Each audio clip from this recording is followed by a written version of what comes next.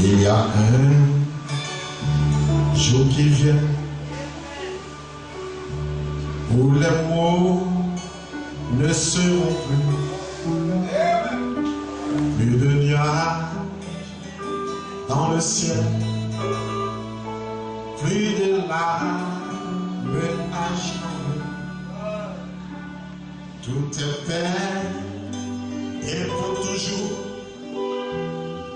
Sur le feu et toi dedans. Pour quel jour, premier jour, ce sera. Que Dieu vous bénisse et que Dieu bénisse son serviteur, le pasteur Adoré.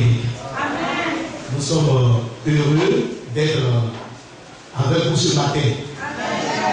Vous savez, je ne suis pas assez grand.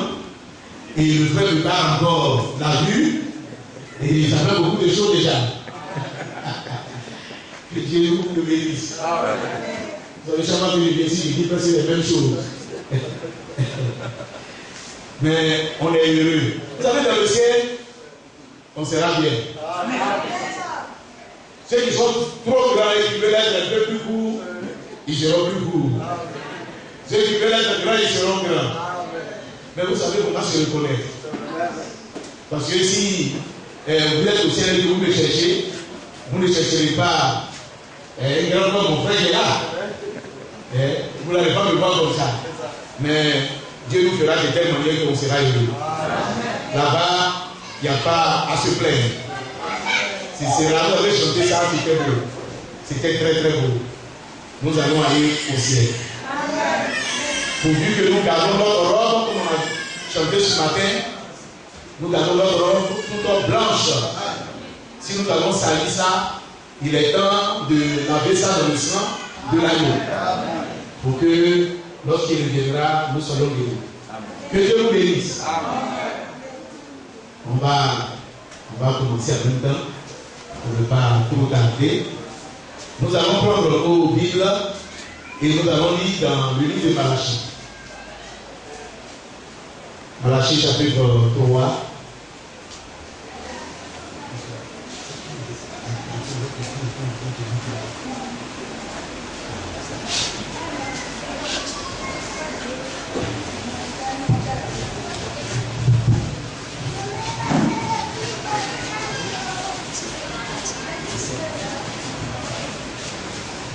Le frère Hassan va nous lire Malachie chapitre 3 à partir du verset 1 à 4.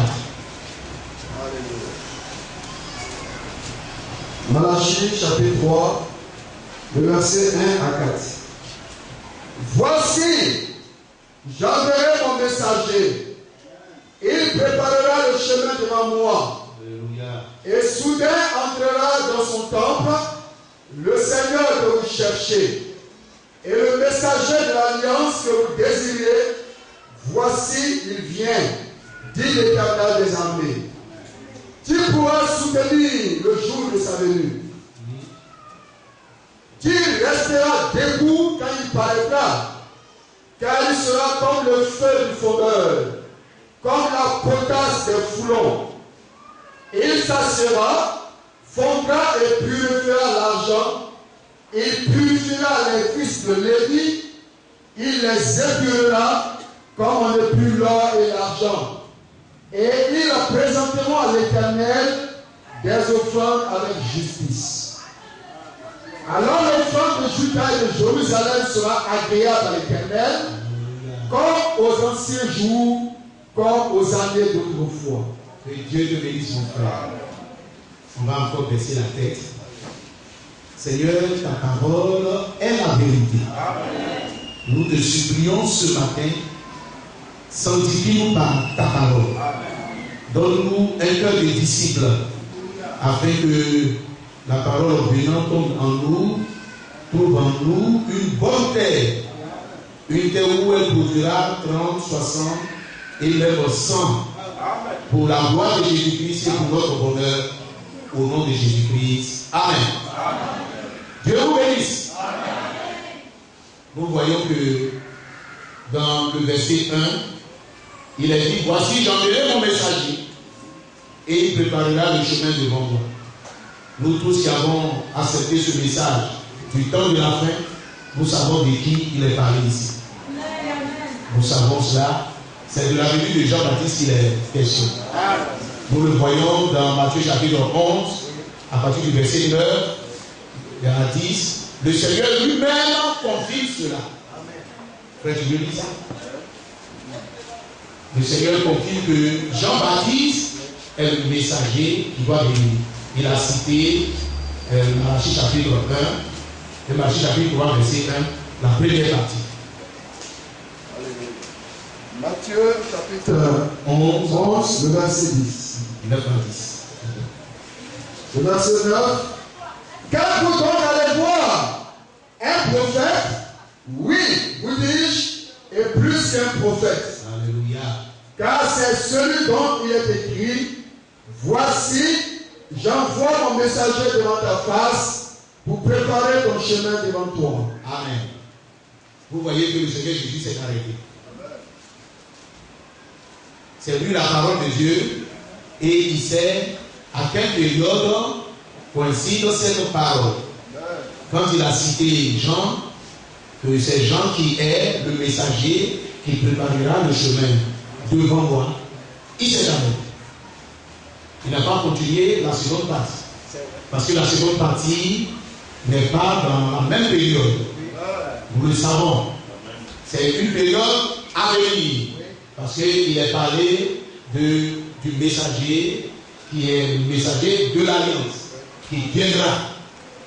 Parce que nous le désirons. Il viendra et on verra ce qu'il va faire. Il a bien parlé des enfants d'Israël ici. Et c'est merveilleux de voir que la parole de Dieu est claire et nette pour les enfants de Dieu.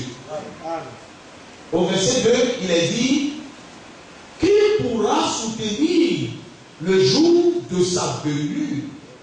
Qui pourra soutenir le jour de sa venue? Qui restera debout quand il paraîtra?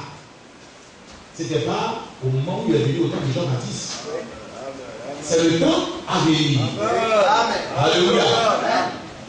Mais qui pourra soutenir quand il viendra?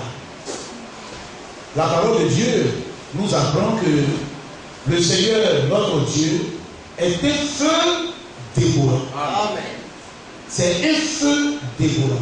Dans Hébreux chapitre 12, verset 29, il est dit que notre Dieu est un feu dévorant. Est-ce que quelqu'un peut supporter le feu dévorant? Quelqu'un pourra rester debout ce jour-là où le Seigneur viendra? Non, ce serait terrible. Regardez ce qui est écrit dans Apocalypse chapitre 5, à partir du verset 2 à 5. Vous allez voir que c'est des moments difficiles. Tu veux nous lire ça? Tu veux nous lire ça? Nous voyons que notre Seigneur, qui est un Dieu, qui est un feu, il est tellement grand, fort, terrible, redoutable. Mais ces mots qu'on donne là, quand il s'agit de ses enfants, non, mais c'est un Dieu doux, un Dieu bon. Il n'est pas comme ça avec nous. C'est vrai. Nous allons voir dans les Écritures, nous allons voir que ce Dieu qui est redoutable, grand, un feu dévorant, il n'est pas comme ça avec ses propres enfants. Il est autre chose avec ses enfants. Dans Apocalypse chapitre 5, nous voudrions faire voir une chose avant qu'on le revienne en feu dévorant. Chapitre 5, tu peux lire à partir du verset 2. Apocalypse chapitre 5, le verset 2. Et je vis un ange puissant qui criait d'une voix forte: qui est digne d'ouvrir le livre et d'en rompre les sceaux? Et personne dans le ciel, ni sur la terre, ni sous la terre, ne put ouvrir le livre ni le regarder. Et je pleurais beaucoup. Alléluia. De ce que personne ne peut trouver digne d'ouvrir le livre ni de le regarder. C'est bon. Vous voyez, même un livre, on n'a même pas trouvé quelqu'un qui soit digne d'ouvrir le livre. La Bible même pas juste à dire, même de regarder le livre. Parce que, mais un livre, on peut le regarder, on peut l'ouvrir. Mais le livre était dans la main de l'un de Dieu. C'est ça qui fait qu'on ne peut pas aller prendre le livre et l'ouvrir et regarder. Sinon, si c'est un livre qui était avec quelque part, tout le monde pouvait aller prendre. Mais il faut aller revendiquer ce livre, et en revendiquant ce livre, c'est pour sauver l'humanité. C'était la tragédie dans ce moment-là. Et Jean a pleuré, parce qu'il n'avait pas, ni sur la terre, ni sous la terre, même dans le ciel, quelqu'un qui pouvait regarder le livre et même prendre le livre. Nous étions perdus pour jamais. On ne pouvait plus rien faire pour nous. Alléluia. On va lire la dernière partie, mais on attend un peu. Il est dit que qui pourra soutenir le jour de sa venue? Qui pourra être debout lorsque le Seigneur reviendra? Qui pourra être debout? Mais il faut trouver des gens qui soient debout. Pourquoi il faudrait que tout le monde soit à terre? Dieu ne sait pas ce qu'il voulait dans sa vie. La Bible nous dit que Dieu a tant aimé le monde qu'il a donné son Fils unique, afin que quiconque croit en lui ne périsse pas, mais qu'il ait la vie éternelle. Mais est-ce que ce Dieu-là maintenant, il va vouloir que tout le monde soit à terre? Non, ce n'est pas ce qu'il veut. Il veut vraiment que les gens soient debout. Et comme il voudrait que les gens soient debout, il va faire un travail lui-même. Parce qu'il n'y a personne dans le ciel, sur la terre. Vraiment, dans le ciel, on pouvait trouver des gens. Mais les anges qui sont avec le Seigneur, qui n'ont pas de péché, ils ne pouvaient pas s'identifier à nous. Il fallait un parent rédempteur. Quelqu'un qui est fait comme nous, qui a la même constitution que nous. Et s'il n'y avait pas cette personne-là dans le ciel, il n'y avait pas ça. C'est pour cela que c'est Jésus, là, c'est en entrant dans le monde qu'il a été appelé fils. Parce qu'il n'y a pas de fils dans le ciel. Alléluia. Il n'y a pas de fils dans le ciel. C'est en entrant dans le monde qu'il est devenu fils. Parce qu'il devait s'identifier à nous. Il devait porter la même chair que nous. Être comme nous. Expérimenter tout ce que nous souffrons sur la terre. Parce qu'on pouvait dire, Seigneur, tu sais qu'on souffre sur la terre, toi tu es en haut là-bas, tu ne te rends pas compte que moi on souffre. Il dit, je l'aimerai, je vais souffrir comme vous. Et vous allez voir, il a souffert comme nous. Mais gloire à Dieu, il n'a pas péché. Le péché n'a pas touché jamais. Le péché est venu à sa porte, la tentation est venue, mais il n'a jamais péché. Amen. C'est la différence entre lui et nous. Alléluia. C'est qui fait qu'il peut nous sauver. Parce qu'on cherchait quelqu'un qui peut prendre le livre et sauver l'humanité. Quelqu'un qui est comme l'humanité. Frère, tu lis la dernière partie. Le verset 5. Le verset 5. Et l'un des vieillards me dit, ne pleure point. Ne pleure point. Voici le lion de la tribu de Juda. Alléluia. Le lion de la tribu de Juda. Il a fait quoi? Le rejeton de David. Alléluia. A vaincu pour ouvrir le livre. Amen. Dans ses 7 sceaux. On devait tout dire. Amen. Jésus a vaincu. Il a vaincu pour ouvrir le livre. Désormais, notre rédemption est assurée. C'est pour cela que ça fait mal de savoir que les gens meurent sans avoir connu le Christ. On nous a donné la rédemption gratuitement. Quelqu'un a vaincu. Il n'y avait personne avant. Abraham ne pouvait pas. Jacob ne pouvait pas. Les Joseph, tout ça là, ils ne pouvaient pas. Personne. Mais le lion de la tribu de Juda, il est devenu semblable à nous. Il a été immolé. Il a donné sa vie pour que nous ayons la vie. La Bible dit que l'acte de condamnation qui était écrit pour qu'on puisse nous condamner a été détruit. Alors la question, qui pourra nous condamner désormais? Amen. Alléluia. sommes sauvés. Ça, c'est la réalité de la parole. Nous sommes sauvés. Quelle grâce bénie. On n'a rien fait. On était là. Et puis le Dieu de la tribu de Juda a tout fait. Il a pris le lit. Il nous a revendiqués. Et Dieu a vu qu'il a fait le travail. S'il a fait le travail, on a ça. Ils sont sauvés. Dieu a vu qu'il a fait le travail, il est sauvé. Voilà comment le salut nous a été donné gratuitement. Amen. Et c'est merveilleux ce que Dieu a fait. C'est trop grand.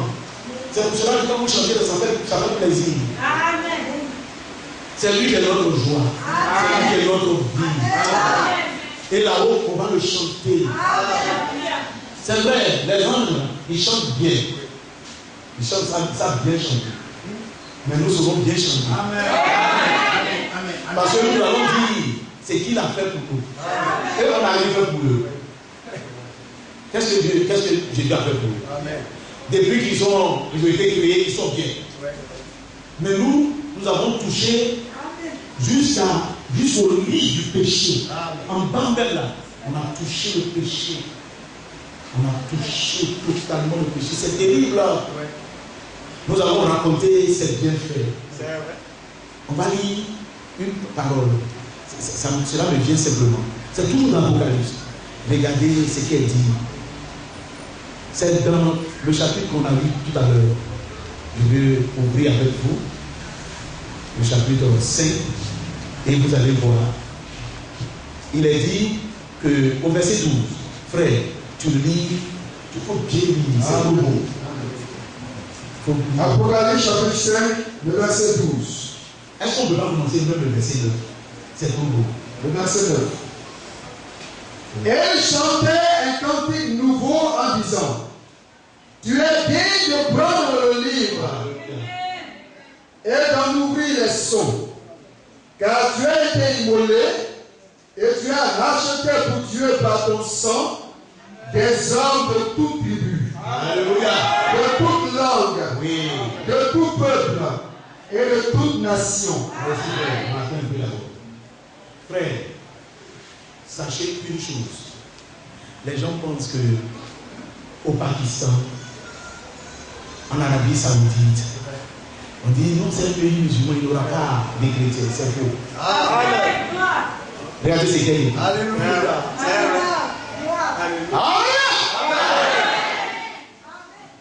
Il a racheté tous les hommes de toutes tribus. Amen. Même dans toutes les tribus qui sont en Arabie Saoudite. S'il y a 10 tribus, en tout cas, il y aura au moins une personne de chaque tribu. Toutes les nations qui sont sur la terre, il y aura au moins une personne dans chaque nation. J'ai dit au moins. Dans chaque peuple qui se trouve sur la terre, Jésus a dit qu'il y aura au moins une personne. Amen. Non, mais le ciel, ça sera beau. Ça sera beau là. Les gens voient moitié noir, moitié rouge, moitié blanc, vert, tout ce que vous voulez, vous serez là-bas. Ça, c'est la parole de Dieu qui le dit. C'est comme ça, c'est. Ne dites pas que dans chez vous, oh, devant que là, les gens sont tous sorciers. Il ne peut pas avoir quelqu'un de converti. Il y aura. Ça, c'est le récit dit le Seigneur de la gloire. Il aura quelqu'un. D'abord, vous êtes là, c'est le Seigneur. Il aura quelqu'un. Oh, c'est merveilleux. Maintenant, regardez le verset 12. Ça, c'est un ange qui disait que voilà ce que Jésus a fait et il parle de ça. Maintenant, vous allez voir les racheter, eux-mêmes, comment ils vont recevoir. Amen. Tu as fait un royaume et des sacrificateurs pour notre Dieu. Verset 12. Il disait d'une voix forte. Ça, c'est ceux qui sont rachetés. L'agneau qui a été immolé est digne de recevoir la puissance, la richesse, la sagesse, la force, l'honneur, la gloire et la louange. Alléluia. Amen. C'est comme ça qu'on loue le Seigneur. C'est comme ça qu'on loue le Seigneur.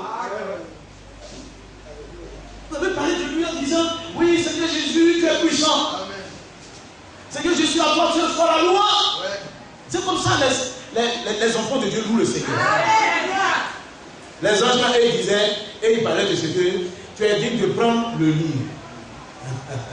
C'était bien, hein, parce que tu as été immolé.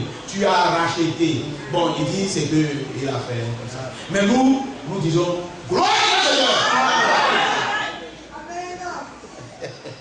C'est merveilleux. Nous, on sait pas au Seigneur. Parce qu'on sait d'où on vient. On est mauvais. Et puis il nous a racheté. Et on peut lui dire de bonnes choses. Et regardez la fin de 13. Vous allez voir. C'est beau. Le verset 13. À celui.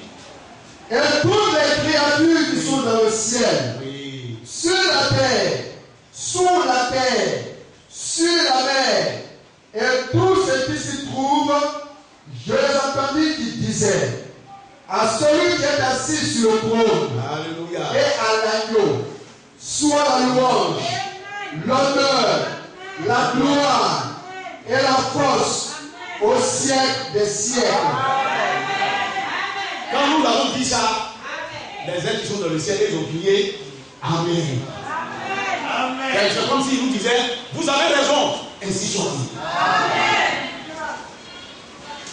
C'est pour ça que j'ai étudié les 4 êtres vivants et les vieillards, tous là, ils se sont inclinés, ils ont dit Amen. Ce que vous avez dit là, c'est la vérité. C'est comme ça. Nous, on sait louer le Seigneur parce que le Seigneur, il a fait de grandes choses pour nous. Il a fait de grandes choses. Il nous a dit que vos cœurs ne se doublent pas. Oh, c'est merveilleux. Il nous connaît. Il était avec nous sur la terre. Il a vécu avec nous. Il sait comment nos cœurs peuvent se doubler facilement. Et dans Jean chapitre 14, il vous dit que vos cœurs ne se doublent pas. Ayez confiance en moi. Ayez confiance en Dieu. Il dit, croyez en moi. Croyez en moi. Il ne s'est pas arrêté là. Ils nous ont dit que la foi, ça rencontre des victoires. Si quelqu'un croit Dieu, il a confiance en Dieu, son cœur ne se trouve pas. Amen. Devant les situations les plus terribles, il laisse tranquille. Parce qu'il sait une chose, c'est que même si la terre changeait, le pôle nord devait devenir le pôle sud, et que le pôle sud devait devenir le pôle nord, il sait que je ne crains aucun mal. Car ta houlette et ton bâton me franchissent. C'est comme ça ceux qui. Peut-être vous allez dire, mais pasteur, tu es sûr? Oui, je suis sûr. J'ai confiance dans le Seigneur. On connaît les moments de douleur. Mais ceux qui ont toujours mis leur confiance dans le Seigneur, leur cœur reste en paix. Amen. Même au fond de la bataille. Regardez ce que David dit. Il dit, quand mes ennemis, de nombreux ennemis comme ça, viennent, je les vois alignés, parce qu'avant la guerre, on voit les gens alignés avec des lances comme ça, pointues. Lui, il dit, avec ces lances pointues comme ça, moi, je cours comme ça pour aller vers eux. Alléluia. Mais ça, tu serais transversé. Et il dit, je cours vers eux et je les mets tous en déroute. Parce qu'il était là avec moi. Alléluia. C'est comme il leur confiance dans l'éternel. David, c'est que lui, la vie, Dieu a fait de les découper déjà devant lui. Et lui, il les met en déroute. C'est la confiance qu'il a eue en Dieu. Et la Bible dit dans Hébreu que si quelqu'un n'a pas la foi, il ne pourra jamais être agréable à Dieu. Frère, quand on est assis ici, Dieu dit on va sortir. Dieu te dit, toi là, on va sortir. Et je vais te permettre d'avoir une épreuve. Et je vais voir comment tu vas réagir. Amen. Amen. C'est bon, nous devons croire Dieu. J'ai dit croire Dieu. Yes. Une confiance, non, c'est pas aveugle. Une confiance totale. La confiance aveugle, je ne sais pas, de toute façon, c'est une expression, mais je ne sais pas ce que ça signifie. Parce qu'une confiance ne doit pas être aveugle. Si ta confiance est aveugle, tu ne sauras pas ce qui t'amène ta confiance. Tu dis de mettre ça sur le pasteur, sur l'ancien, sur n'importe qui. Mais il faut bien dire, la Bible dit, portez vos regards vers celui On nous a démontré la personne. Celui qui est le chef, l'auteur, le consommateur de votre foi. C'est vers lui qu'il faut porter les regards. Sur lui seul. Et là, vous êtes sûr que vous gagnez la bataille. Vous voyez comment les enfants de Dieu ont fait. Nous retournons dans le marché. Il a dit que qui pourra soutenir le jour de sa venue? Qui restera debout quand il apparaîtra? Il y aura des gens qui vont rester. Amen. Par la grâce de Dieu. Amen. Pas par leur propre force, mais par la grâce de Dieu, il y aura des gens Amen. Qui vont rester. Regardez ce que Dieu veut faire. Il a dit, car il, c'est dit pour le Seigneur, car il sera le feu du fondeur. C'est-à-dire le feu de l'enfer. Vous connaissez l'enfer, le monsieur qui fait briller l'or, qui fait les bijoux. Il sera comme le feu du fondeur. Mais le feu du fondeur, c'est un feu brûlant. C'est pour cela que nous avons parlé tout à l'heure de ce que Dieu est un feu dévorant. Il est un feu dévorant. Et Dieu sera comme le feu du fondeur. Pour les incrédules, il sera un feu qui détruit. Mais pour nous, il sera un bon feu. C'est pas moi qui le dis. C'est la Bible qui le dit. Dans Exode chapitre 14, le Seigneur a fait une chose merveilleuse. Moi, je vais prendre ça pour lire, pour que notre foi soit basée sur les Saintes Écritures.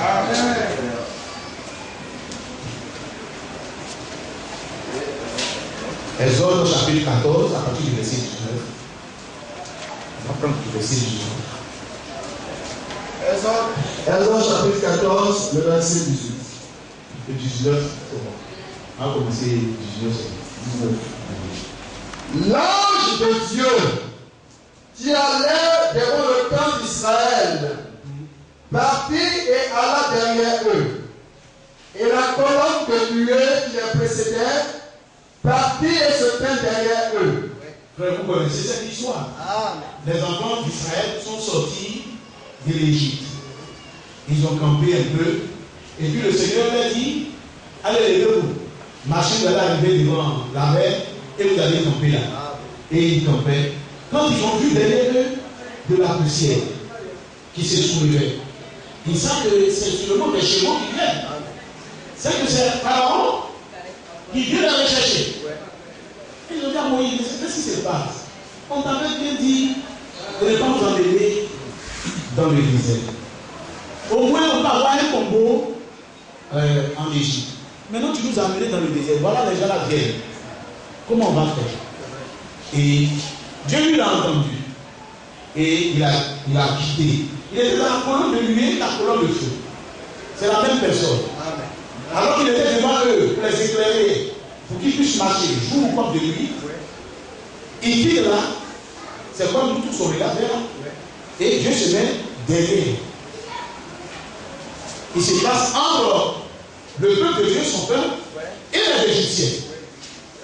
Et nous allons voir comment ça va se passer. Frère, tu lis le verset 1. Le verset 1. Elle se plaça entre le camp des Égyptiens et le camp d'Israël. Écoutez bien maintenant ce qu'on m'a dit. Cette nuée était ténébreuse d'un côté et de l'autre, elle éclairait la nuit. Alléluia. Amen. Voilà la beauté de l'Éternel. La même nuée. La même nuée qui éclairait qu'il était là. Frère, il faut faire un tour pour voir. Vous connaissez les gens qui ont voyagé au bout. Dans les pays où on parle de désert, la nuit, il fait froid. Il ne fait même pas frais. Il fait même froid. Comme si on était dans un pays tempéré. Mais dans la journée, il fait extrêmement chaud. Ce n'est même pas. Si vous regardez la télévision, chaque fois, quand vous regardez vers Israël et puis les pays comme l'Arabie Saoudite, tout ça, on vous met tout le temps. Le jour où ils ont 38 degrés, ça veut dire qu'ils sont bien. Mais c'est 40, 45 degrés. Et la dernière ville qui se trouve là où les enfants d'Israël sont entrés même en Israël, à Hélas, au dehors, il fait à peu près 48 degrés, 50 degrés. À l'ombre, non, ça c'est à l'ombre, pardon. Mais vous avez même à 60 degrés au dehors. À l'ombre, comme ça, quand on est assis, il fait comme ça. Il fait 50, 48, 50 degrés. Les gens sont obligés de mettre les ventilateurs gros comme ça. Et comme ils font passer l'eau à compte goutte là, et ça tombe, et puis le ventilateur brasse ça, et l'eau là, ça baisse un peu sur vous, quand vous êtes assis à l'eau. Et ça vous fait du bien. Mais le Seigneur, il voudrait que les enfants de Dieu que nous sommes, nous marchons tous les jours de notre vie. Il ne veut pas que nous nous arrêtons comme ça, parce qu'on marche et qu'on a vu des choses devant nous, on s'arrête. Vous savez que le frère David, dans le psaume chapitre 1, il dit que heureux celui qui ne s'arrête pas en compagnie des moqueurs. On ne s'arrête pas n'importe où. Et Dieu veut qu'on marche avec lui tous les jours, surtout qu'on est en pèlerinage avec lui. Le Seigneur, dans la journée, il devenait une colonne de nuée. C'est comme un grand nuage. Et c'était au-dessus des enfants d'Israël. Ce qui fait que le soleil ne peut même pas frapper sur la terre. C'est écrit dans la parole de Dieu. Amen. Ils étaient sous le martyrdom. Non, mais c'était beau. Il y a longtemps que Dieu a créé le martyrdom. La colonne de nuée était étalée comme ça au-dessus d'eux. Et le soleil ne les frappait pas. Et ils pouvaient marcher dans le désert tranquillement. Et comme la nuit, il faisait très frais, lui il devenait colonne de feu. Amen. Et cette lumière douce, ça veut dire chaleur douce là, c'était là.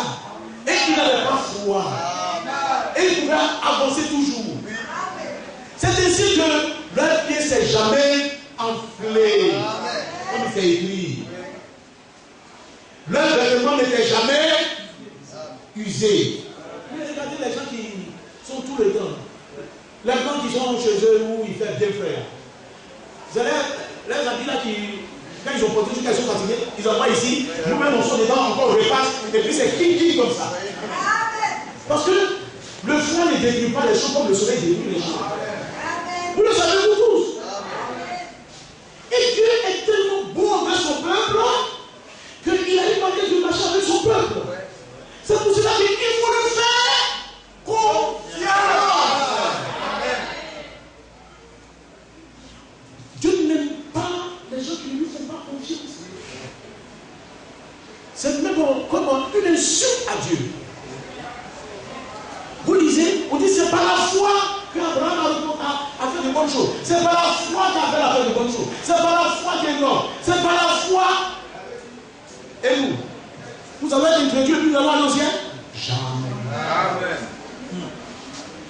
Quand il croyait en Dieu, quand Dieu s'est placé derrière, de ce côté, en face comme ça, tu regardes vers les enfants de Dieu, c'était la lumière, ça les éclaire. La même lumière est devenue ténèbres par derrière pour les incrédules. Vous voyez comment Dieu est?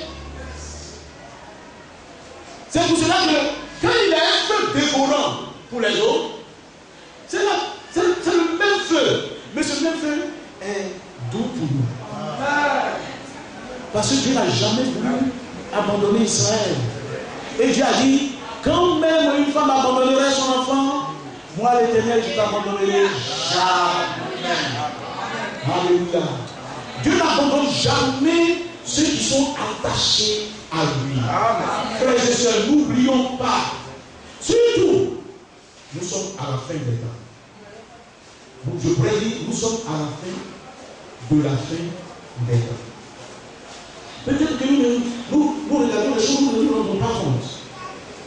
Le Seigneur Jésus, peut-être que je ne vais même pas prêcher ce que j'ai dit là.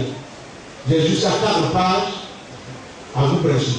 Mais j'ai dit au Seigneur, tu conduiras. Toi, tu connais le peuple là. Tu connais leurs besoins. Moi, je ne connais pas leurs besoins. Amen. Le Seigneur Jésus, avant qu'il parte, il a dit tout à l'heure, j'ai dit, il va nous préparer une place. Mais il nous a dit, personne ne connaît le jour ni l'heure. Mais je vous dis une chose, ce qui arriva au temps de l'autre arrivera pareillement. Moi je n'ai pas compris pourquoi, frère, lis-nous ça, Luc. Amen. Luc 17.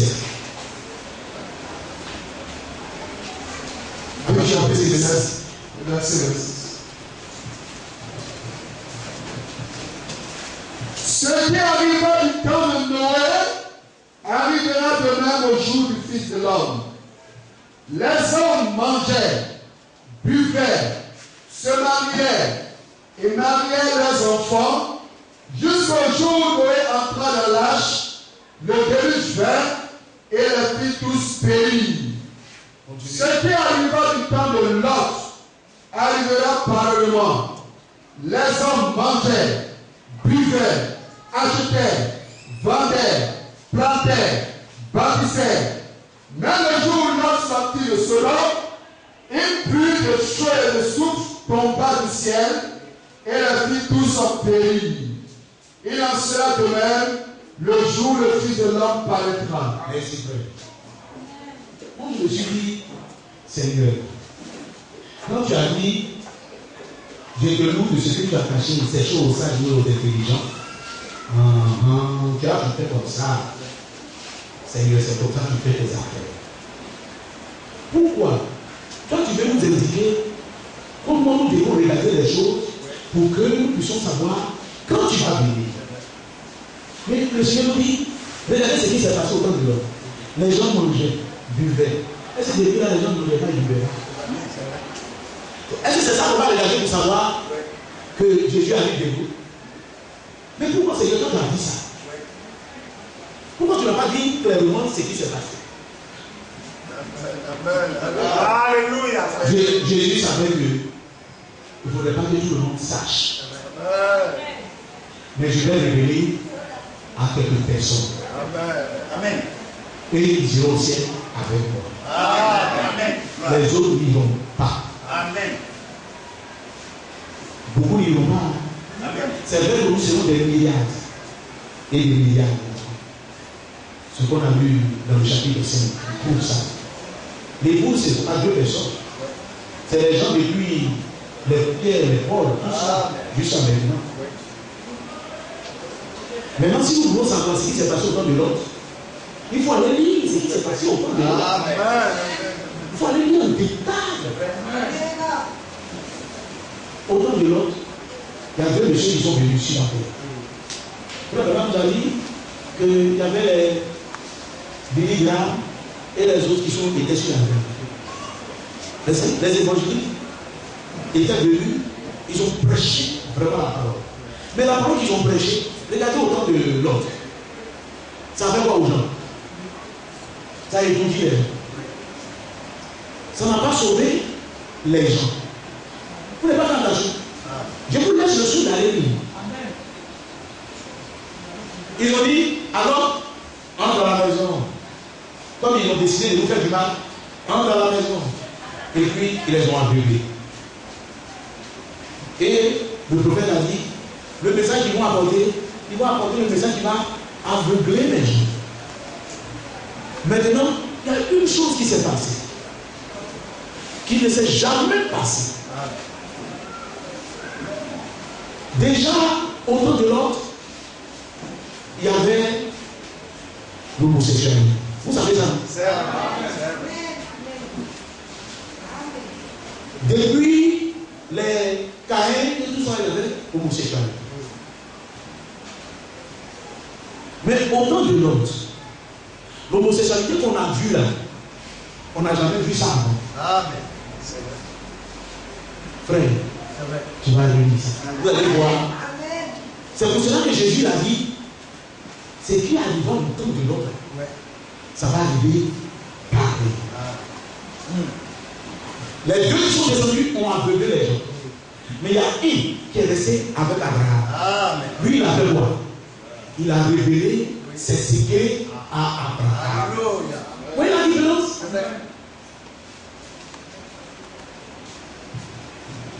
Le Seigneur seul est resté là-bas. Lui, il a révélé ses secrets à son ami. Et Jésus a dit, vous n'êtes même plus mes ici. Vous êtes maintenant mes amis. C'est pas à tous. Hein. On est assis ici, c'est pas à tous. Il y a des gens qui sont amis de Jésus. Eux, ils seront les secrets de Jésus. Nous sommes tous allés à l'enlèvement. C'est tout sérieux, frère. C'est tout sérieux. Le salut nous a été donné. Qu'est-ce que nous devons faire de ce salut? Comment nous vivons avec ce salut? Ne parle pas de vous qui êtes seulement ici, je parle à nous tous. Est-ce que nous allons continuer à venir à l'église et puis notre vie va pas changer? On veut parler comme les païens. On parle comme les païens. On vit comme les païens. Il faudrait qu'il y ait la différence entre Malachie nous dit, alors on verra ma chapitre 3. On verra la différence entre ceux qui servent Dieu et ceux qui le servent. La parole de Dieu doit s'accomplir avant que nous nous montions au ciel, frère. Ne jouons pas. C'est vrai. Avant, au début, au temps de Martin Luther, les gens jouaient, Wesley, les gens jouaient, les Pentecôtistes, les gens jouaient. Mais maintenant, ce n'est plus le temps de jouer. Frère, j'ai donné le passage de la Bible de Genèse 19. Oui, Genèse 19. Le verset. Et je vais prendre ça rapidement.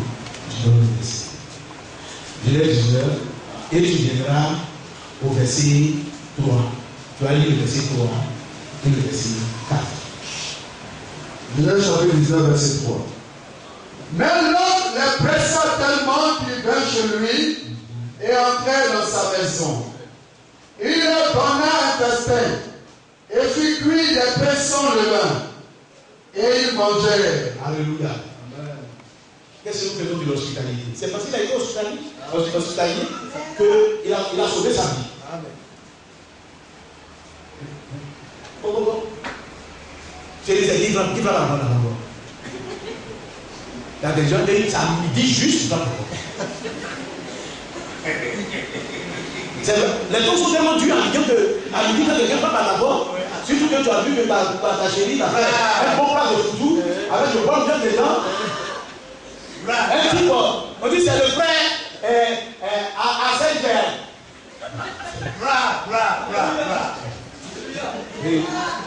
Mets le gros cochon sur les deux.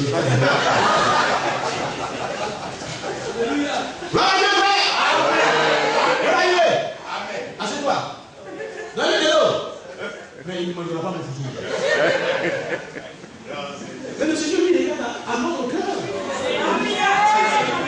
Est-ce qu'on vient au ciel? Les gens me disent, oh, parce que ça, là, c'est rien, ça. Mais c'est ça que Jésus veut. On va parler de ça tout à l'heure. Jésus veut une vie comme lui. Allez-y, regardez le film, on appelle Ben-Hur. Jésus a dit quoi? C'est de l'eau selon Jésus a dit. Au moment où les soldats ont dit, personne ne voit. Jésus a regardé le soldat qui a dit comme ça. Oh non, c'est Dieu là. Pour les incrédules, c'est du feu qui sort. Quand Jésus l'a regardé, il a dit lui-même, est-ce que le soldat le voit? Ils ont bien fait le film. Et Jésus a donné de l'eau avec lui. Et bien lui a dit, oui, je me rappelle. Je me rappelle. Non, Jésus a fait une chose, on se rappelle. Foutou là, comment les gens vous agissent là, c'est là que vous regardez. On va laisser ça vous agir. Jean, on va laisser ça vous agir. C'est à cause de ça que tu fais ça. Le Seigneur, il regarde au cœur. Il a été hospitalier. Parce que les gens lui ont dit, non, laisse-nous dehors. Mais il a dit, non, je connais cette ville, on me fait du mal. Vous allez rentrer chez moi. Ce que j'ai à manger là, vous allez manger. Et il fait ça. Maintenant, regardez. Il n'était pas encore couché. Le verset 3, 4. Il n'était pas encore couché que les gens de la ville. Écoutez bien. Parce que quand on lit la parole de Dieu, les mots ne sont pas placés pour rien. Écoutez bien. Les gens de la ville. On continue. Les gens de Sodome. Les gens de Sodome. Entouraient la maison. Oui. Depuis les enfants jusqu'au vieillard. Depuis les enfants jusqu'au vieillard. Amen. Frère. Depuis les enfants jusqu'au vieillard. Ils avaient les pancartes.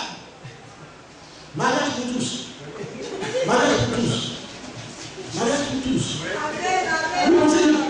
Vous pensez qu'est-ce qui se passe actuellement? Alors que nous attendons la venue de Jésus. Tous les, c'est qu'on a déjà dit, les grandes démocraties. La Cour suprême des États-Unis. Bon, parce que le temps est arrivé. Amen. Les autres sont aveuglés, ils ne voient pas. Il y aura peu de gens qui vont savoir qui le Seigneur est là. Alors ils vont bien se préparer pour pouvoir entrer dans la salle des noces.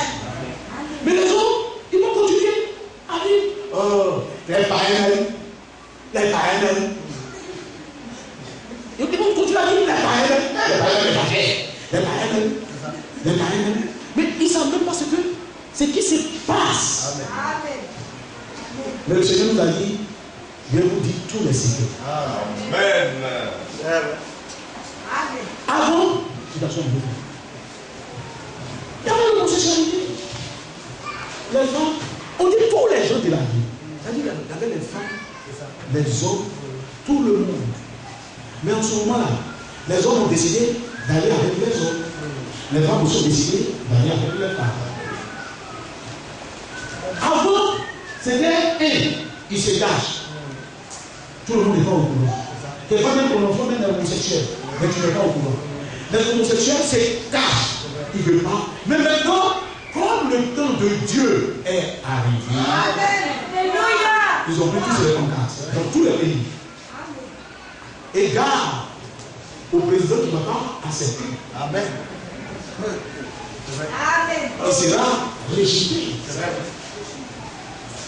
Parce que c'est le temps de Dieu. Alléluia. C'est le temps de Dieu. Parce qu'il faudrait que nous montons. Est-ce qu'on va Jésus? Il faudrait que ces choses soient telles qu'on puisse dire Seigneur, nous ne pouvons pas vivre dans ça. Viens nous prendre. Si nous nous plaisons ici, une femme, quand elle est fiancée et qu'elle désire que son mari vienne, le fiancé dit la prendre rapidement. Même si chez son père, on mange autour, il y a de l'argent. Demandez aux femmes, elles vous disent ça. Même si là-bas, même on n'aura rien. Elle ne comprend pas. Moi, je dis, papa, mais je ne comprends pas. Il veut rejeter encore. Ah, mais tu es bien ici, tu as une grande chambre et tout. Mais la femme va te dire, c'est grande chambre, je mange. Mais tu manges, il y a une chose, patate douce, pommes de terre, il y a salade, méchoui, laisse-moi là. Moi, je vais aller vers mon fiancé. Mais c'est comme ça se passe. Mais nous aussi, nous devons aller vers notre fiancé. Alléluia. Le monde, on n'en a pas. Il y a rien de bon dedans. Amen. Alléluia. Alors, les enfants, et puis, des gens qui ont décidé de ne pas faire enfant, ils vont prendre notre enfant comme comment il y a adoption. Jamais de la vie. Jamais. Non. Mais tu vas accepter. Ils vont mettre le dos. Ils vont prendre l'enfant pour donner à quelqu'un. Parce que le temps de Dieu est arrivé. C'est pour cela qu'il est avantageux pour nous que nous partons aussi. Nous partons. Ce qu'on n'a jamais vu. On n'a jamais vu des gens pour les pancartes et puis mariage pour tous et devant tout le monde. Deux garçons avec des barbes noires. Je les vois. C'est des choses bizarres. C'est trop sale. C'est pas pour moi.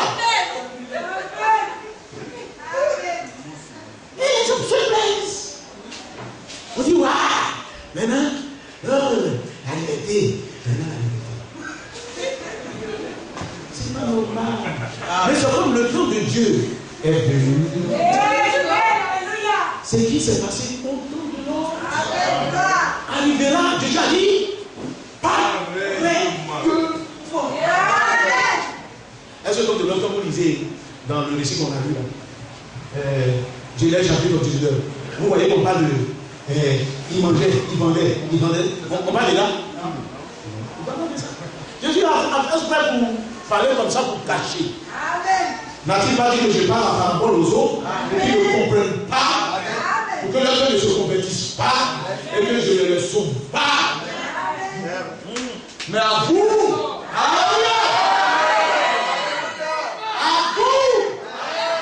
il a donné de comprendre ces choses. C'est à nous que c'est donné de comprendre ces choses. Pour que nous marchions bien, frère. Ce n'est pas pour les savoir aussi. C'est bien de les savoir, mais ce n'est pas pour les savoir. Mon peuple manque pas de connaissance. Il faudrait que le peuple ait la connaissance. Mais cette bonne connaissance, quand elle n'est pas à salut, elle ne fait pas du bien. Elle entre les gens. Nous ne voulons pas ça. Nous voulons connaître pour bien marcher avec nous. Pour craindre Dieu. Pour aimer Dieu, pour le louer, le glorifier. Oui, le Seigneur, nous te disons bien que tu nous as montré ces choses. Tu nous as montré parmi tes enfants. Moi qui ne suis rien. Mais dans le quartier, on ne me considère même pas. Mais je suis enfant de Dieu. Moi je comprends rien, mais je suis enfant de Dieu. Vous pouvez manger vos péchés, faire tout ce que vous voulez, rouler dans votre voiture, même. C'est pas ça qui aussi. Si quelqu'un a la voiture, il n'a pas acheté même disciple. Mais je suis enfant de Dieu. Ça, c'est pas donné à tout le monde. Je suis enfant de Dieu.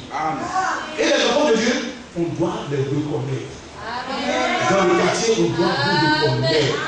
Il y a un fruit que vous produisez. On dit, mais qui a attrapé l'enfant de Voici? On dit, le type là, tout le temps, j'ai compris, mais il a gâté le visage du monsieur. Mais qu'est-ce que l'enfant a fait? L'enfant a tiré le ballon, ça a tapé sa bite. C'est cassé. Cette vie-là même, il a tout pour frapper mon frère. Faites témoignage à nous, et puis les gens vont venir à l'église. Oh, venez chez nous, il y a la vérité. À vous déchirer le visage des gens. C'est la vérité. La phrase de pardon dans votre cœur. Ça,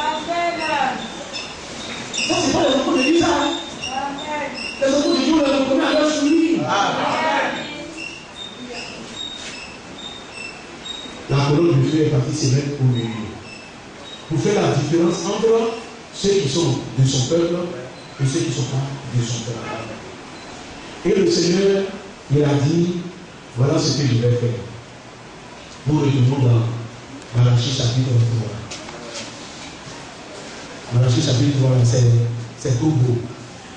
Regardez, il est dit, car il sera comme le feu du fondeur, comme la potasse du foulon. Alléluia. C'est un feu.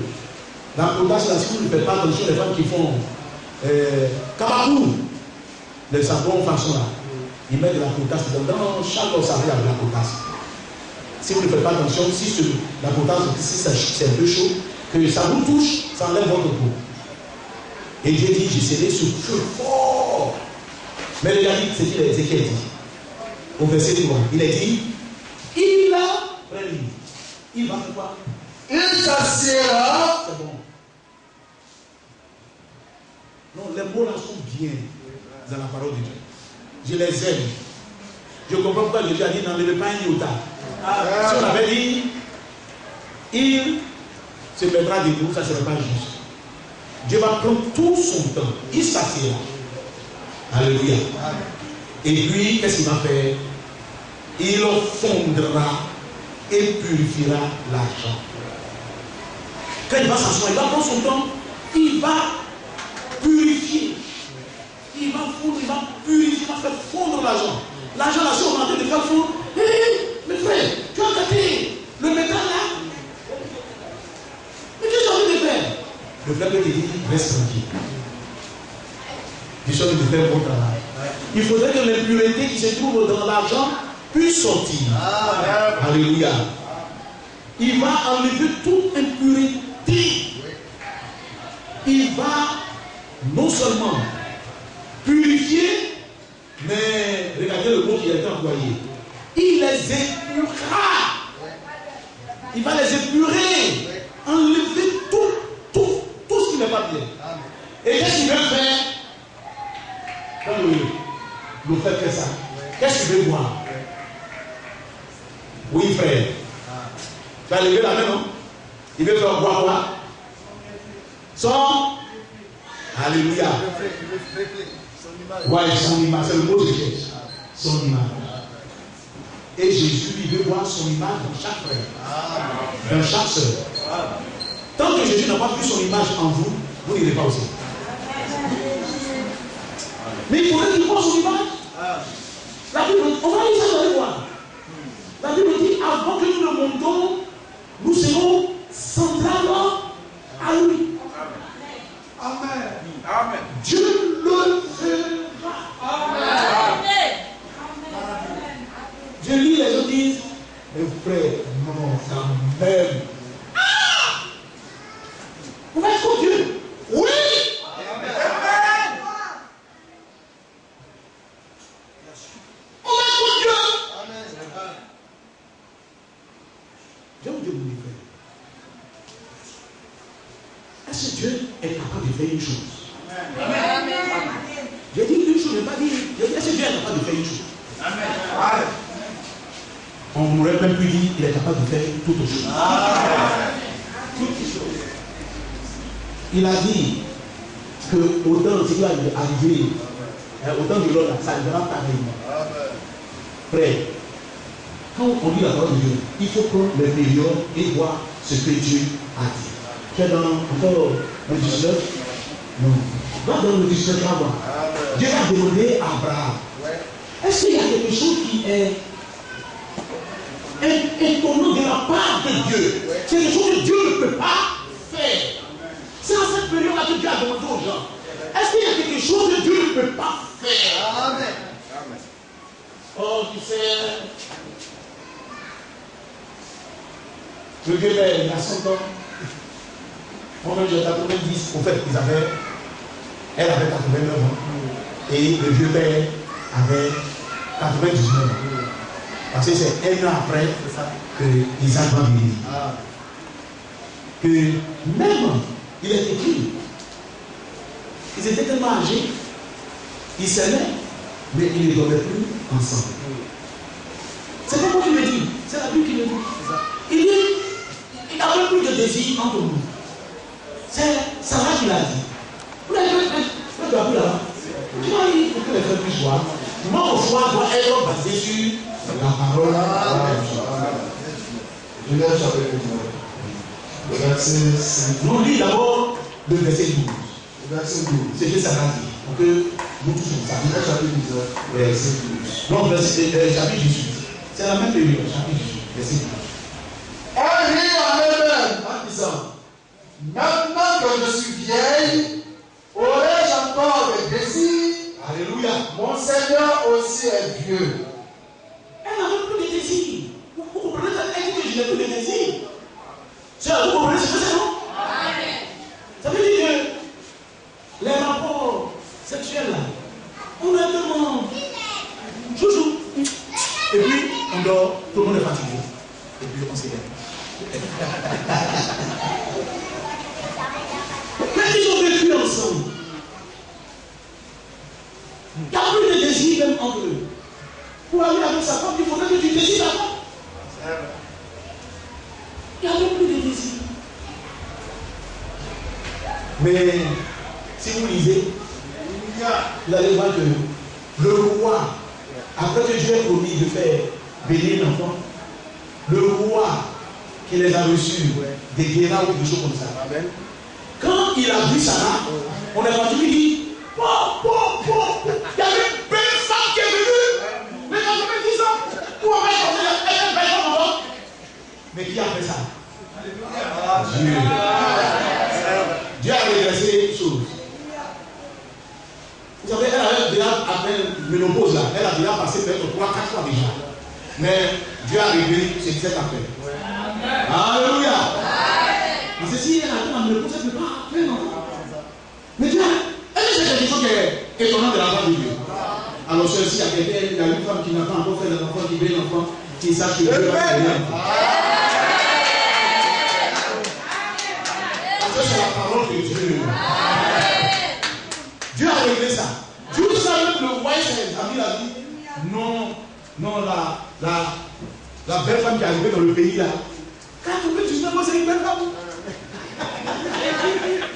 Mais Dieu a tout changé. Parce qu'il est capable.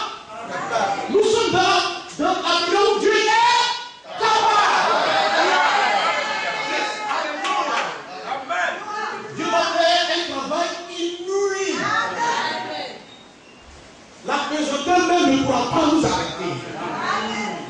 Nous allons monter dans le ciel. Vous voyez, ça c'est quelle magie magique qu'il faut envie de faire là?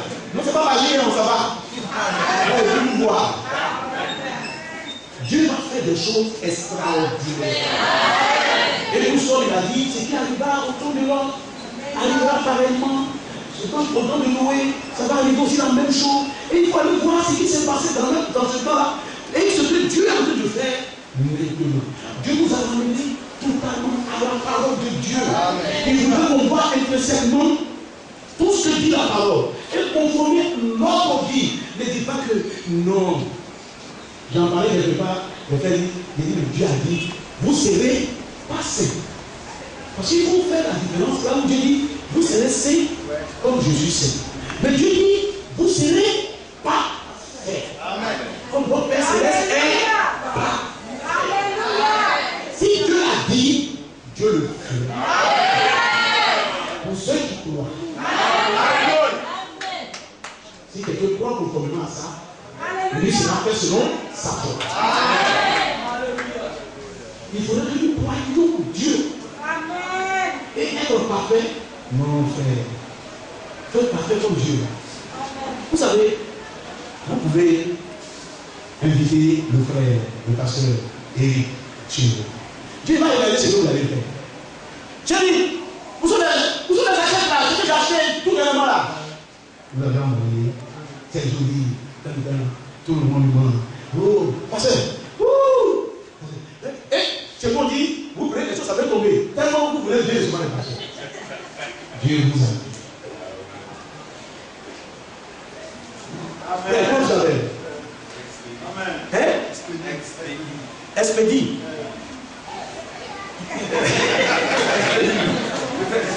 Expédie. Voilà. Expédie, on a expédié quelque chose. Mais on pourra l'expédier au ciel. Oui. Alors, expédie arrive chez vous. Où est le mauvais là? Dieu dans le ciel, il vous regarde. Et tous les anges vous regardent. Ils ont dit, qu'est-ce qui se passe? Hier, on a vu les verres et les assiettes. Et puis, expédie, il est en cause de Dieu, au même titre que le pasteur. Il a vu, et vous dites, il faut laver le mauvais là-bas, on va mettre de l'eau dedans. Dieu dit, tu n'es pas juste. Dieu dit, moi, que tu n'es pas juste. Les verres sont passés? Non. Et vous allez voir. Est-ce qu'il y a plus de nous les partis? Et puis, votre fille Bernadette, elle prend les verres, elle dit, Bernadette, il faut dépasser les verres pour mettre là-bas.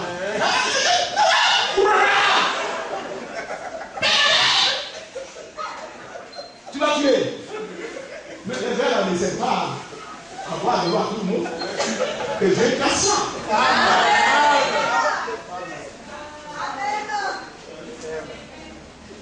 Dieu veut nous voir juste. Et dans Matthieu chapitre 5, à partir du verset 44, si vous lisez, vous allez voir. C'est à partir de là que Dieu va parler. Dieu va dire, aimez-vous, priez pour ceux qui vous persécutent. Il parle jusqu'à, il dit, c'est comme ça, moi, Dieu, je suis. Parce que je vais lever mon soleil sur les bons comme sur les méchants.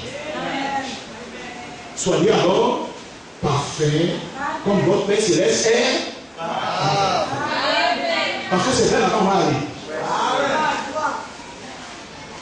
Ouais, comment Dieu parle de sa parole. Dieu dit qu'il ne veut pas que nous fassions acception de péché. Lui, il veut que nos cœurs soient bien avec toi. Le voisin qui te dérange beaucoup, prie pour lui.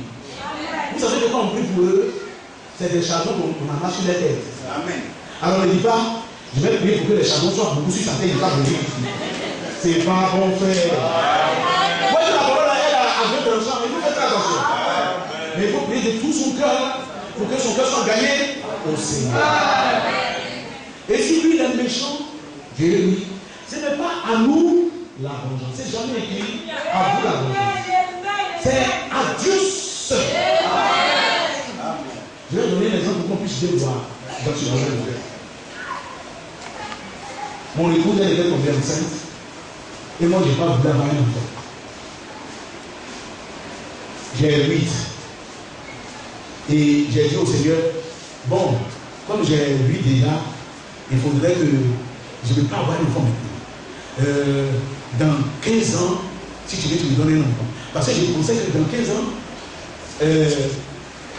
l'enlèvement aura lieu de croire à Dieu. C'est comme si je joue avec Dieu. Et j'étais sincère, je pensais que l'enlèvement va avoir lieu. Là, il y a quelques heures à venir, l'enlèvement a eu lieu, Dieu va me donner un enfant. 15 ans est passé. La 15e année, ma femme est tombée enceinte. C'est ce que j'avais demandé à Dieu. L'enlèvement n'a pas eu lieu. 15 ans est venu. Quand ma femme a dit que mon bon a fait attention, on a été voir, si je me connais à commencer à pécher, à Anatolie, elle a dit, bonjour mon papa. Papa, c'est bizarre, on est qu'elle est au début. J'ai dit, Seigneur, je compte 15 ans. Allô, Jésus. Oh Seigneur, ma bouche a parlé. Elle dit de moi, je n'ai pas bien fait. Oui, j'ai été sincère auprès du Seigneur. J'ai dit, Seigneur, j'ai parlé comme si tu n'es pas Dieu. J'ai été incrédule. Pardonne-moi. Je n'ai pas bien parlé. Est-ce que c'est l'enlèvement là? C'est pas toi qui as mis pour toi, je ne vais pas l'âge. À quel âge l'enlèvement va avoir lieu? À quel moment plutôt? Mais voilà que j'ai mal parlé. Vraiment, aie pitié de moi. Mais je ne veux pas avoir une enfant. J'ai une bite. Il y a pas de enfant. Que tu es avec tout ça? Je m'excuse au fait que je sois avec ça. Mais moi, ceux qui ne l'ont pas encore quitté. Mais moi, je ne veux pas voir. J'avais dit oui à Dieu. Alors, j'ai prié le Seigneur. J'ai prié de tout mon cœur au Seigneur. Nous avons dormi, une nuit avec une soeur qui est venue, rester avec nous à la maison. Et puis ma femme ça faisait déjà 2 mois. Ma femme a eu beaucoup de problèmes de ventre. Mais elle dit non, accompagne ma femme chez sa maman. Ils sont partis là-bas. Dieu s'est occupé de ça. Vous savez, Dieu lui devait abandonner. Mais nous, il nous dit, vous pouvez pas nous parler. Dieu nous a dit, vous ne ferez pas d'image taillée. Mais Dieu lui a fait l'image taillée. Vous n'avez pas dit ça? Dieu, lui, avec Moïse, il a dit Moïse, allez, fais des chérubins. Moïse va dire, hé, Seigneur, tu as dit de moi faire l'image taillée. Mais Dieu n'a pas dit à Moïse, moi je ne ferai pas ça. Dieu a dit, toi tu ne feras pas ça. Vous voyez comment le Seigneur fait le travail?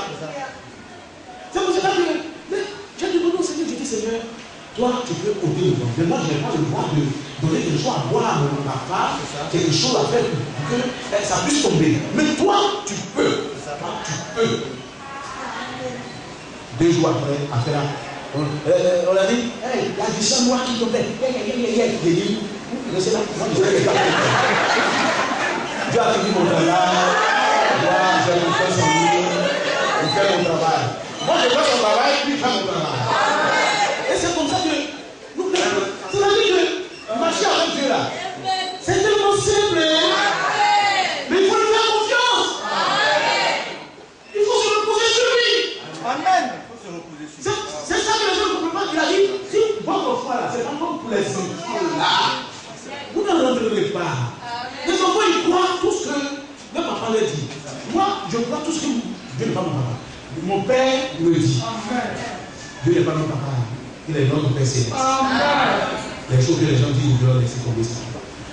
nous voulons dire tout ce qui est dans la Bible. Ce qui n'est pas dans la Bible, nous laissons. Alors, vous voyez que Dieu a dit, dans ces temps, moi, je vais faire des choses qui sont impossibles. C'est le verset 14 que je viens. Lis ça. Il a permis à notre soeur d'avoir des désirs et tout. Et il a dit, au verset 14, y a-t-il? Au verset 14, y a-t-il quelque chose qui soit étonnant de la part de l'Éternel? Au temps fixé, je reviendrai vers toi à cette même époque et Sarah aura un fils. Alléluia. Cela s'est passé comme Dieu a dit. Et le Seigneur, regardez le Isaïe 46. Lisez avec moi Isaïe 46, frère Ansel. Isaïe 46, je vous ça rapidement. Ça doit être le verset 10. Isaïe chapitre 46, verset 10. Je commence au verset 9. Verset 9. Souvenez-vous de ce qui s'est passé dès les temps anciens. Car je suis Dieu. Alléluia. Et il n'y en a point d'autre. Amen. Je suis Dieu et nul n'est semblable à moi. J'annonce dès le commencement ce qui doit arriver. Amen. Et longtemps d'avance ce qui n'est pas encore accompli. Amen. Je dis, mes arrêts subsisteront. Oui. Et j'exécuterai toute ma volonté. Amen. Voilà ce que Dieu a dit. Dieu a dit mes arrêts. C'est-à-dire, on peut dire mes projets. Tout ce que j'ai déterminé, ça va subsister. Les gens viennent, on dit, comment il a dit ça? Et tel Père Socrate a dit ça. Mais ça vient, ça passe. Mais Dieu dit, mes arrêts, mes décrets subsisteront. Les présidents passés, ils ont pris des décrets. Quand le nouveau président est venu, il a annulé les décrets. Mais avec Dieu, on n'annule pas les décrets. Les décrets de Dieu restent immuables.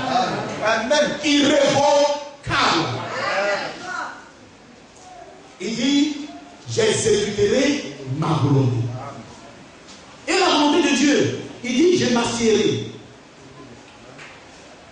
Je m'assierai et je vais les purifier.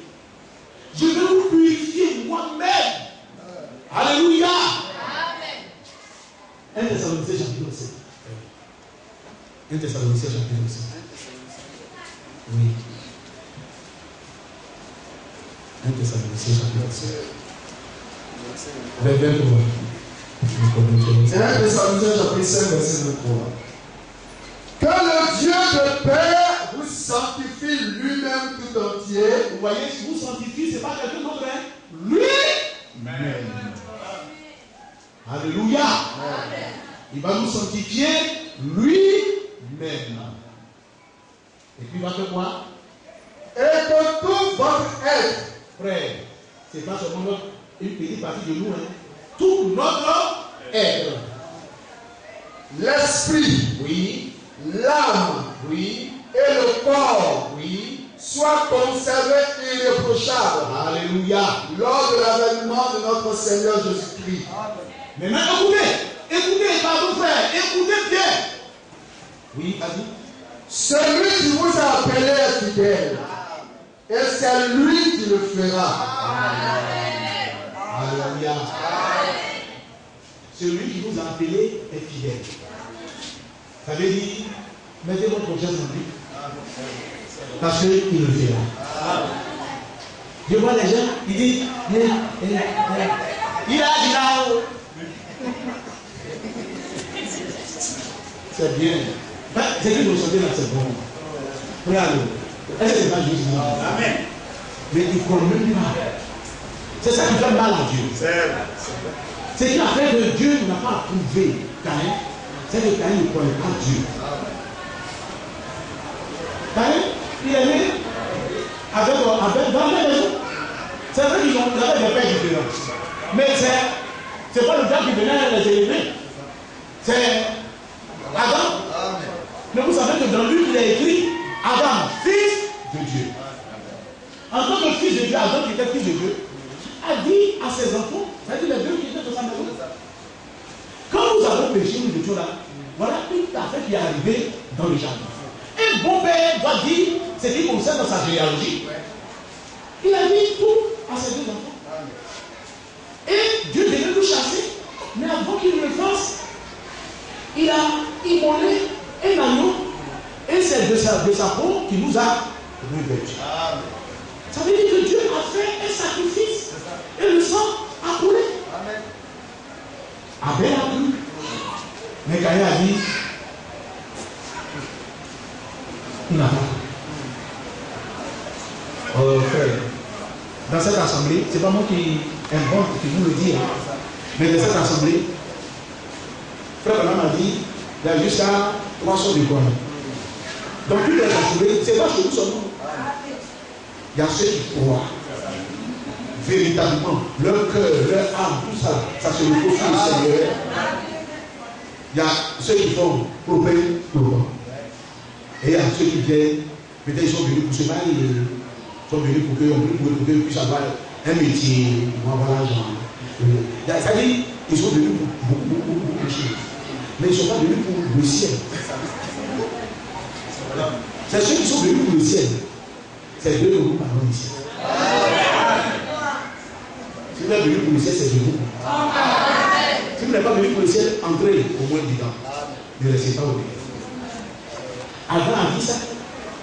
Mais quand il n'a pas voulu suivre. Avant a suivi. Ce n'est pas le fait que, comme on dit, Abel était berger, alors lui il a donné ce que sa bergerie lui a donné, et que l'autre était laboureur. Non. S'il voulait une brebis, il pouvait demander à son frère. Mais il était méchant. Il dit à Dieu, si je l'avais demandé, toi tu veux parler à Dieu, il t'a fait de cette manière. Oh Seigneur, depuis que je t'adore, oh, tout le monde travaille, moi je ne travailler, laissez pas faire là. Dieu te doit quoi? Alléluia. Dieu l'a dit, te doit quoi? Alléluia. Il a dit à un enfant avant de venir ici ce matin, il dit, tu mérites la mort. Nous tous, on mérite la mort. Parce qu'on a péché, et le salaire du péché, c'est la mort. Mais la Bible dit le don gratuit. Dieu nous a gratuitement donné un don. Jésus-Christ. Alors, depuis là, j'ai fait l'église, j'ai pris, et il n'y a même pas un frère qui me voit. Les jeunes filles qui sont venues, toutes les malades sont allées. Ça veut voir. Mais quand tu as prié, tu vas te faire aussi sans se marier. Il y a un jeune qui me dit, frère, alors nous, maman s'est mariée. Il dit, non, non, mariée, mariée. Je vais marier avec toi. Il dit, mais est-ce que vous êtes marié, non? Il dit, alors, Dieu m'a donné d'être marié quand tu fais. Est-ce que Dieu t'a dit quand tu seras marié? Dieu t'a pas dit à qui vous êtes marié. Elle dit, je ne suis pas marié. Elle dit, ils sont mariés. Elle dit, depuis, on a dit, si on a la vie éternelle, c'est là où tu vis. Là, les frères n'aiment pas ça. Amen. Amen. Mais avec ça, c'est la vie éternelle. Avec ça. La Bible dit, cherchez premièrement quoi? Alléluia. Et maintenant, c'est déjà dit obligatoirement que vous savez les autres choses. Il dit, mais toutes choses vous serez données par-dessus. Mais si vous n'avez pas donné qu'on a la vie éternelle, gloire à Dieu. C'est pas pour la vie éternelle qu'on se marie ici. Si c'est pour se marier, c'est pas bien. Si c'est pour Dieu, c'est pas bien. Mais c'est pour la vie éternelle qu'on est venu ici. Il a dit, venez chez nous, vous n'allez pas marier. Mais il y a des gens qui sont dehors, ils sont mariés. Alors ça, ils ne vont pas regarder aussi là. Il faut que nous comprenions ce que Dieu veut de nous. Dieu veut nous voir avec lui. Il veut voir son image sur nous. Quand il nous regarde, les gens qui nous regardent, ils nous disent, hé, voilà Dieu. Et Jésus même a dit, nous à qui la parole de Dieu est venue là, nous sommes des dieux. Nous sommes des dieux. Il faut que les gens nous regardent comme des dieux. Des gens qui vivent pieusement Jésus. Ils sont dans un service qui ne volent pas. On dit, bon, on a travaillé, le patron on a fait le coup jusqu'à là, on a eu 16 millions. Bon, on va déposer ça dans la caisse. Quoi? partager. Bon, partager ne me suis pas dedans. Oh, comme toi, mais c'est quoi ça? Non, je ne suis pas dedans. Bon, c'est un truc qu'on a fait, on a travaillé, on n'a pas volé l'argent de quelqu'un. Oui, mais mettons ça dans la caisse de l'État. En temps, quand tu venais au travail, ta femme t'a dit, chérie, tu m'as rien laissé, ah ça va pas. Et puis tu as dit, mais on dit, il y a 16 millions à partager, et il faut voir si vous voulez faire. Donne-moi de preuve. 16 millions, si on partage, on est 4. On est 4. Mais, on va aller lire monsieur. Oh non. Il y a des gens qui nous ont laissé des exemples. Et il faut qu'on marche comme ils ont marché. Amen. Sinon, on ne peut pas aller s'asseoir à la même table. Ne vous y trompez pas. La Bible dit on ne se moque pas de Dieu. Amen. Ne vous y trompez pas. Daniel chapitre 1. Daniel chapitre 1. Daniel a dit à cet homme, ne m'oblige pas à me souiller. Oh Seigneur, dis à moi c'est quoi. Ne m'oblige pas à me souiller. Oui, Daniel chapitre 1. On va lire à partir du verset 8. Daniel chapitre 1, verset 8. Daniel résolut de ne pas se souiller par les mains du roi et par le vin dont le roi buvait, et il pria le chef des eunuques de ne pas l'obliger à se souiller. Amen. Il était esclave, n'oubliez pas. Ça veut dire qu'il n'a pas droit à la parole. Il était en exil dans un pays. Ils ont dit, on les a battus. On les a pris comme prisonniers. Daniel n'était pas le seul. Ils n'étaient même pas 4. Parce que comme vous lisez la parole, il faut aller lire. On a pris plusieurs jeunes gens. Plusieurs, c'est pas moi qui le dis, c'est écrit. On dit de choisir des jeunes garçons sans défaut. On n'a pas dit 4. Mais il y avait 4 qui excellaient. Dieu était avec eux parce qu'ils ont mis leur confiance dans le Seigneur. On a dit, voilà, vous allez manger ce que le roi même mange. Vous allez manger ça. Mais est-ce que on t'a pris et qu'on te dit ce que le roi mange, tu vas manger? Tu es là, ce que le roi boit, le vin succulent du roi. On dit, je bois ce que voir. Mais la Bible dit, Daniel résolut de ne pas se souiller. On va nous couper la tête. Parce que le monsieur a dit, si je dois te laisser, et puis le moment que tu es maigre, moi-même je vais avoir des problèmes. Mais Daniel a dit, donne-nous son rôle 10 jours. Et tu verras la différence. Parce que sa confiance se reposait sur le Seigneur. Il savait qu'il était dans un pays païen.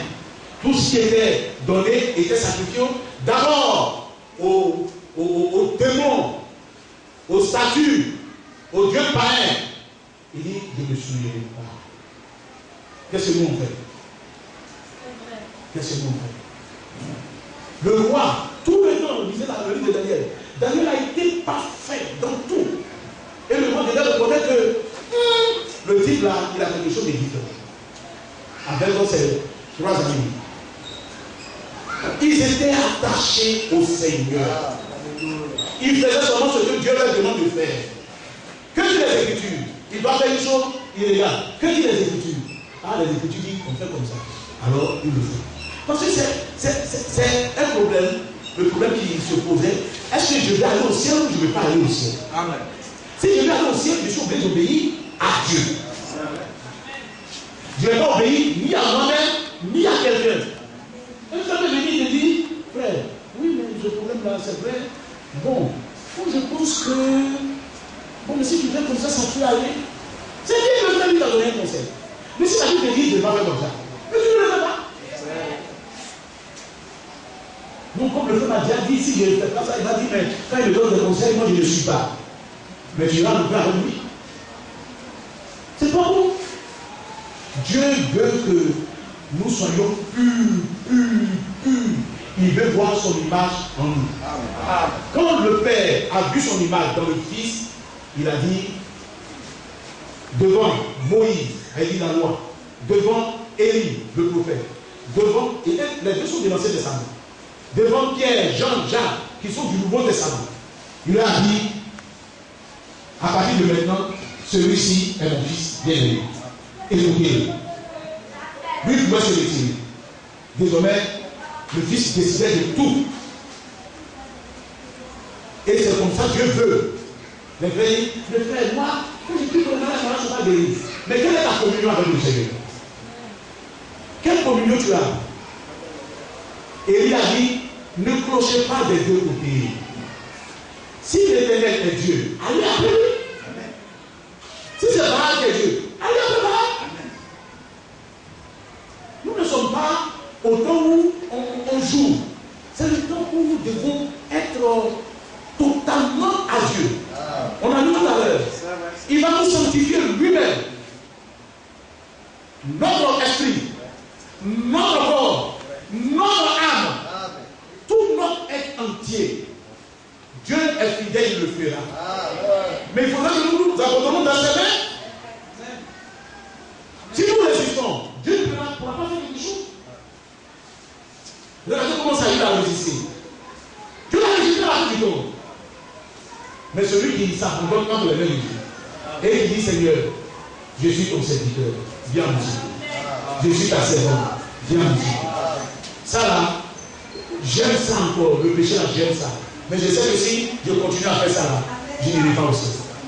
Détruire ces désirs là de mon cœur.